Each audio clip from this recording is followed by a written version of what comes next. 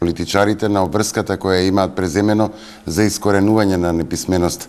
Според Меджаш, организацијата која ја спроведува кампањата во земјава, политичарите не пројавиле интерес. Велат дека ќе ги потсетуваат секоја година за бројката на неписмени во земјава, која според официјалните податоци изнесува околу 200.000. Кампањата се спроведува под мотото "Квалитетно образование за сите", крај на неписменост.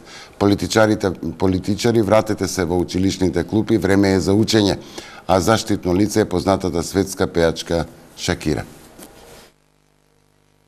6.000 луѓе во Македонија возрастни нема завршено основно образование, 18.500 деца, тоа е званична бројка од Министерството за образование. На светско ниво 72 милиони деца се исклучени од образование и над 250 милиони млади луѓе немаат завршено основно образование.